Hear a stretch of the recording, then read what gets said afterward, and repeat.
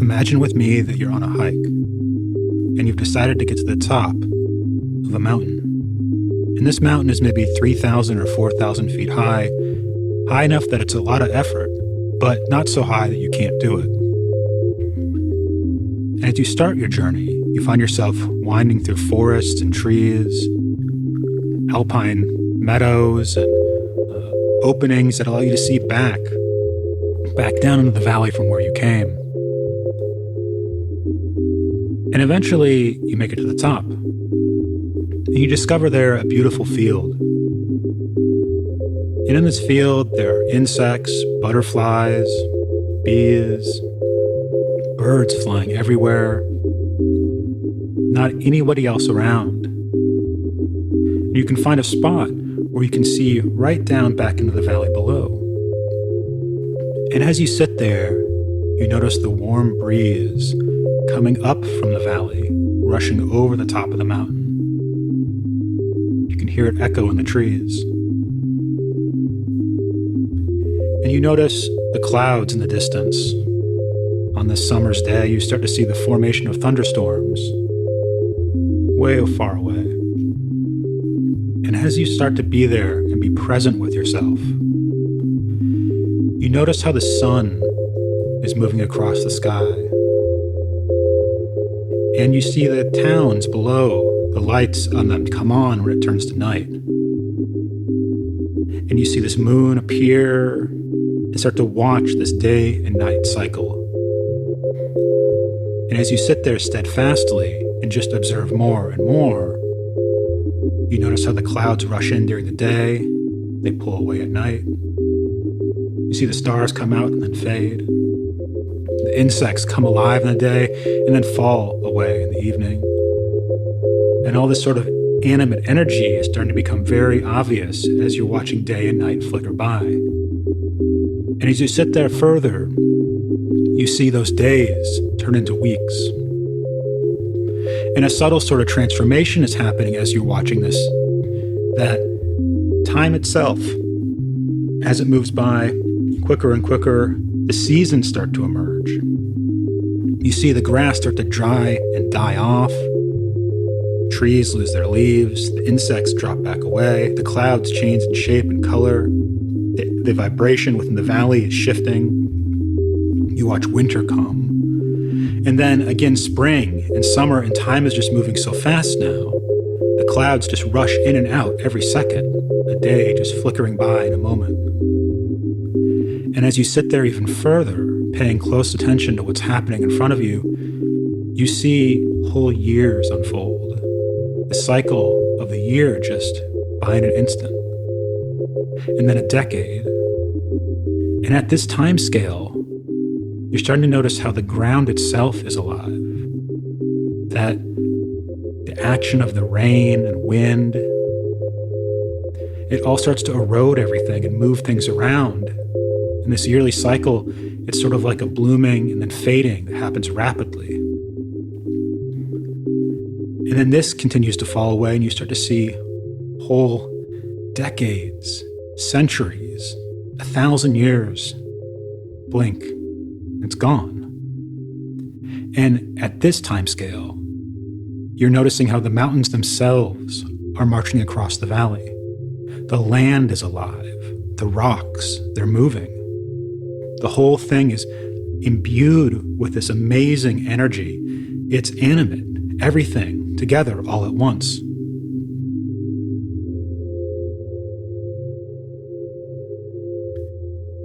Now, as we pay attention to ourselves in the present moment and draw ourselves back to our time scale, the human time scale, we move that slider, that speeding up of time, all the way back to where we are right now. We come in contact to what is present. Let's reflect a bit on this exercise, this meditation, as we discover this talk. This talk I designed to be about men's mental health and its intersection with therapy, existentialism, and my work as a therapist, as an existential humanistic therapist. But I want you to know that if you're not a man, or maybe you have a man in your life, that this talk is also for you. And I really want to encourage you, no matter how you identify in the world, to hear the abstractions underneath what I'm going to speak to. Because I think that what I have to say is actually, in fact, very universal. And while the particulars of male identity might be of interest to you, you shouldn't feel excluded. And I think many of you are going to feel very included by what I have to say. So I'd like to first start off by thinking about what is the problem with men within our society right now, broadly speaking. And I sort of see this in three ways that keep appearing within my clinical work. And this isn't to say that these are the only ways or only problems men have, but they're the ways that I think are most alive right now, that I keep seeing really clearly. And the first is a sort of aching loneliness, a kind of isolation or silence, a pulling back from the world, or a feeling like I'm not quite as connected as I'd like to be. The second piece is sort of a lack of meaning, like life feels sort of pointless or very routine, or it's not really worth doing in a certain sense. And this is very connected tightly to that loneliness, this issue of meaning. And then finally, from these two aspects of loneliness and meaning, this other part that often doesn't get named, but it's really apparent to me, which is that people are lacking a map. And what I mean by that is that they don't have a clear sense of how to navigate existence, that they feel lost or confused about who to look towards for guidance, or how one might find a way to chart a path through this world that makes sense. And so when I reflect back on the condition of men, as I've worked with them, as well as my own identity as a man, I really see these three things very, very presently and very much in the center of the conversation of some of the problems men are facing today. And let's look at this from statistics for a moment that might help us understand the problem a little more deeply. The best data that I've been able to find suggests that there's about a 4x or 4 times suicide rate in men versus women currently in 2025. And if you zoom into those statistics and kind of look at them and parse out the demographics, what you find is that men over 40 are incredibly suicide prone, and especially men that identify as being white. They're the most at-risk population in America right now for suicide risk, and substantially so. Another stat that I think is worth noting is that about 3/4 approximately of men will never receive mental health support in their life. And yet, if you look at who's probably clinically depressed in our society, they're by far the most common demographic. So effectively, there's an epidemic of clinical depression, what we would call clinical depression, within the male identity in America, and yet no one is receiving support, or very few people, I would say. And if you look at broadly the statistics, what you find is that these things combined, they lead up to the top 10 causes of death for men across all age groups tend to be suicide. It's always in there. And it varies depending on what bracket you're looking at in terms of age. But it's been persistent in the past few decades that this is becoming a bigger and bigger problem. A problem I think is deeply rooted in meaning. Now, if we want to understand this problem a little more deeply, if we want to see the whole perspective, not just our individual moment, but sort of like that meditative exercise in the beginning of this talk, see the vast sort of expanse that's available to us. It's beyond our limited perspective. I think we have to look first at the culture. I see culture as an operating system. And I mean that very much like a computer, that there's an OS, an operating system the culture runs. And it has certain sort of biases and systemic issues or positive aspects or what have you. And within our operating system right now in America, there are some particularly pernicious problems that are affecting men, well, actually affecting all of us. The first one is worth. Our culture really places a huge amount of value on worth and what we project back to the world, what we are worth, what society values us as, what the external manifestation of our life amounts to. And how we define that often is through our ability to make money or have money. And that worth becomes sort of the guiding principle that many people live their lives by. That my life is really about performance in some way. It's not about presence or intrinsic value. It's about my life as an object, that I am going to personify or be sort of commodity myself, that I'm going to be valued in a certain way and project back to the world this certain perspective that I'm valuable because I achieved, or because I have, or because I've gathered all the things, whatever those are. And this has created this kind of culture where there are no real, there's no value of presence, or very little anyways.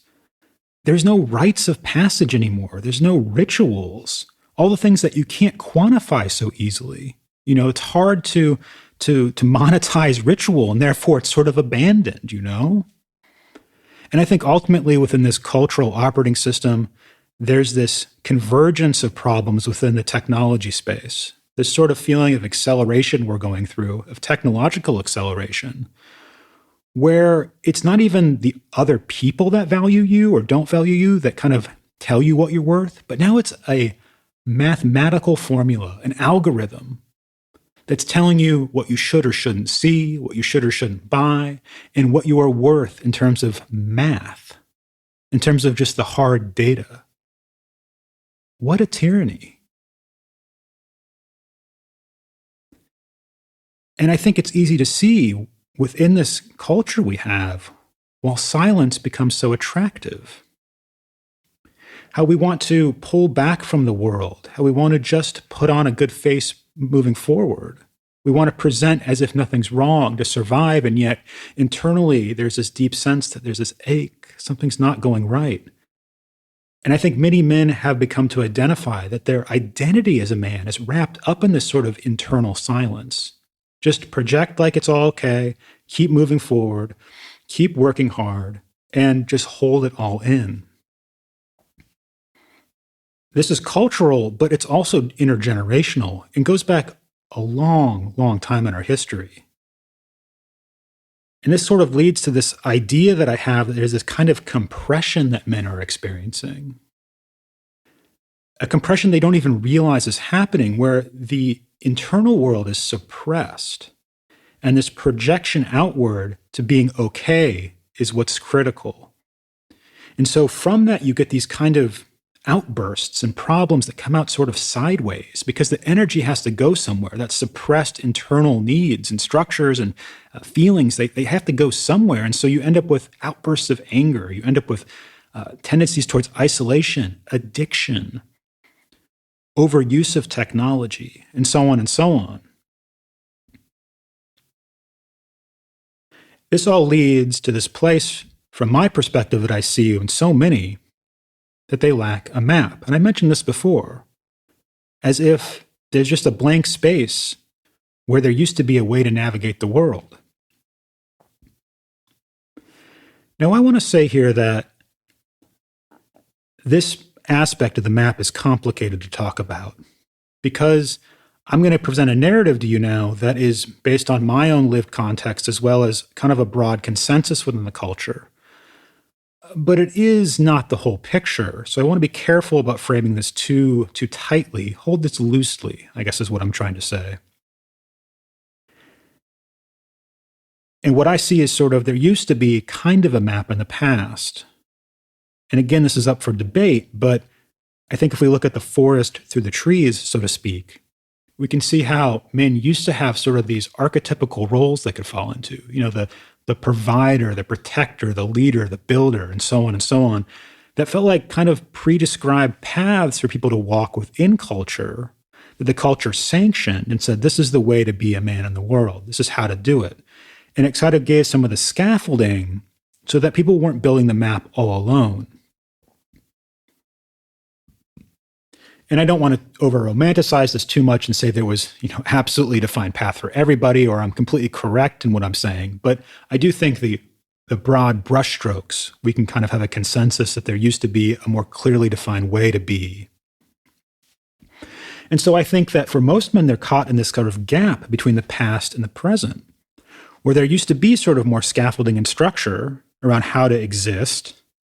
But in the present, that's sort of been abandoned mostly. And I want to say for good reason that most of those prescriptive roles, they had problems that came with it. And so there was a deconstruction and a re-envisioning that was necessary. But actually, the re-envisioning in a way never has happened. There is no sort of new map to follow. The new map actually is that there is no map, that you're left to construct reality for yourself. And this is extremely hard to do if you don't have any guidance, any support, any mentorship, or anyone you can look to beyond, say, a YouTube celebrity on how to exist in the world. Now, these things all coupled together, from the silence to the cultural operating system to the lack of a map, to me, hint at the problem. And I'd like us to think about this problem for men, and for many of us that are not men, as a sort of existential malnutrition. A kind of like space, like a black hole that people find themselves in, trapped inside this thing that has an infinite regress within it. And I think this is why, for so many, there's a profound sense of lack of meaning, a profound loneliness. And this question emerges very naturally when you find yourself in that space about, is it worth living anymore? If I don't have a way to navigate that I understand, or that I'm rewarded for in a way that makes sense to me, or when I have no other people I can trust as a guide, then why continue the project? Why live a life? And I think for many men, this is why suicide becomes so attractive. A way out.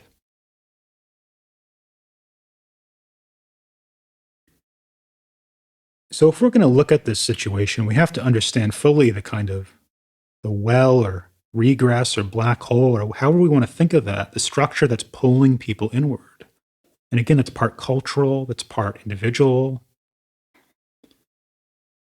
And I think the solution here, the way to get out of that problem, to get out of the loneliness, the isolation, the meaninglessness, to build a map, is to sort of turn the structure inside out, to take the black hole and invert it, to take the whole structure and turn it on its head. And I think the first place we can start here on this turning it inside out is an idea that's fairly old now, came from a philosopher and therapist named Viktor Frankl. Viktor was interned in Nazi Germany in a concentration camp and came to this deep sense when he was in that situation that we could always have a sort of inwardly looking perspective on ourselves that could be positive. That we could really choose actively to view ourselves in a negative or positive light, even in the worst situation. And this piece is critical because it shows us that even in suffering, even in the worst suffering, we still have a choice about how we view ourselves and how we relate to ourselves. How do we be with ourselves? And even if you're at the bottom of that black hole, I'd like to suggest that it's possible to kind of turn your consciousness back inwardly and see that there is this possibility, this thread that you can pull on of how you relate back to yourself. And that's the beginning process of that inversion. That's where it starts. Even if it's a very, very small inkling of it. And then what we have to do to invert the structure further is we have to come into contact with our freedom. We have to see that we have choices. We have agency. We have an ability to respond to the world actively, to be in a process with it. And from that process, we can begin to create awareness. And through awareness, we build capacity. And as our capacity strengthens, it gets bigger, it broadens, you can see more options. And you start to then ask yourself, what could I choose differently to do within my life that helps me get outside of this thing that's pulling me in, that inverts it?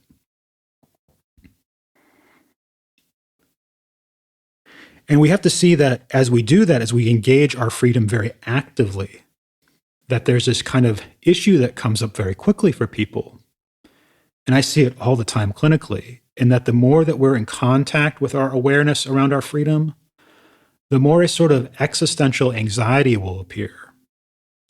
Because we learn and start to see that our choices really have weight, that to become a kind of author of our own existence, to be engaged very directly in that project of agency, we're going to learn that those choices, they have a deep consequence to them. And those consequences add a weight to our decisions. And the more we're in contact with our choices, and the more freedom we're exercising in the world, the more kind of existential anxiety around those choices we're going to feel. Because the outcome is unknown. We don't know what's going to happen if we choose differently. It's off the map, quote unquote, right? And so what we have to see is that there's this problem that appears of constriction, because the unknown, well, it's unknown. And our default pattern is protection. We want to survive. And so there's this constriction that happens where the choice that feels more familiar or more or less unknown or easier becomes the thing we choose very intrinsically, where the new choice, the thing that's difficult, that's unknown, that doesn't have a for sure outcome, that becomes the thing that becomes very much labeled and laden with the sort of anxiety of what if could happen, but I don't know, all this kind of stuff. I often think of the existential philosopher Soren Kierkegaard when I think about this existential anxiety I'm talking about around choice. And he named it dizziness. He called it a sort of dizziness of choice when we start to become actively engaged in our freedom to choose. And I think for many of us, we actually kind of experience this dizziness, like, what do? I don't know. This is so confusing, when we really press ourselves up against it. And from this freedom, as we start to climb out of that black hole that we're kind of stuck in, of meaninglessness, of loneliness, we're actively creating our own existence. We're becoming authors on the path, and we're authoring our own path. And this process is deeply alive. It includes all of us and all the things our life is pressed up into. It's an enactment. It's a process. And it's also important to see here that it's not like the work is ever done. There's no place you're going to arrive to where everything feels perfect, where every problem is solved. You may get better, of course, at certain things, or things may get less laden with suffering and so forth. But this doesn't get to end, this self-authorship. We're always going to be engaged with it through our lifetime. And as we become more active in our freedom and more engaged in the responsibility of our choices, we start to build that engine of creativity, of authorship over our lives. And from this, we can become. We become who we want to be. And becoming comes from this root word being. And really, I think it's important to recognize that there's this other aspect that's happening at the same time as this self-authorship mechanism is going on. And that through awareness, sort of building understanding of ourselves, we start to be more present. We start to authentically express ourselves. And this authentic encounter is really the basis of how I work in therapy. That I help people become authors of their existence, to create, to be involved in that project of meaning making very actively, and becoming who they hope to be in the world. And yet at the same time, bringing in the authenticity of expression, that settledness of expression, working with the anxiety of our existence to eventually settle into it and to be with it, to become. And these things together create this sort of beautiful cycle where on one side of the coin, so to speak, you have this kind of creative act going on within life. And then the response is then to be with life as it is, as it's authentically expressing itself through us. And there's this sort of settledness and groundedness that can emerge.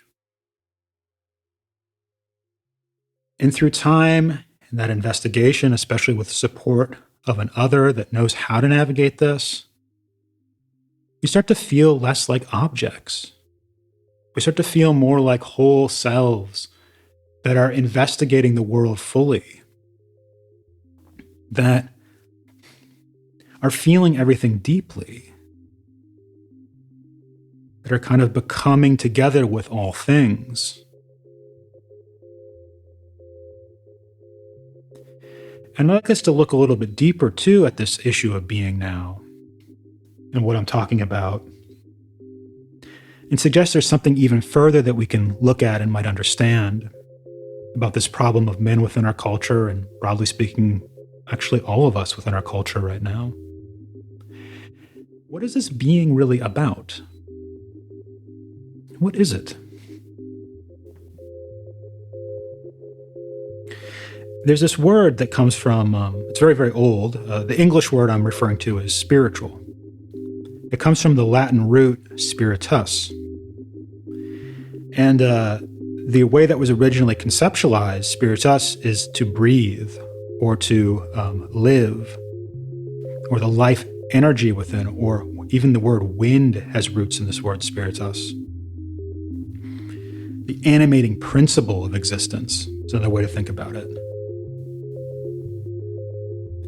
And I bring this word up because this other word I've been using, being or becoming, what is that really about? That's about this animating principle. That's about aligning with what is.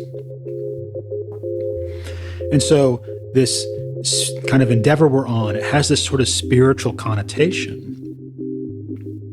And I mean that in a really abstract, broad sense, not a particular religious sense, but that there's something underneath all of what I'm talking about that we're deeply desiring and want to connect with.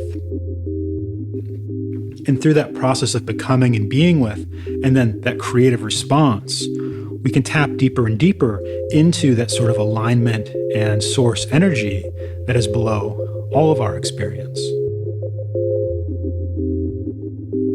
Becoming one with what is. Becoming aligned with what is. Becoming a self that expresses itself fully.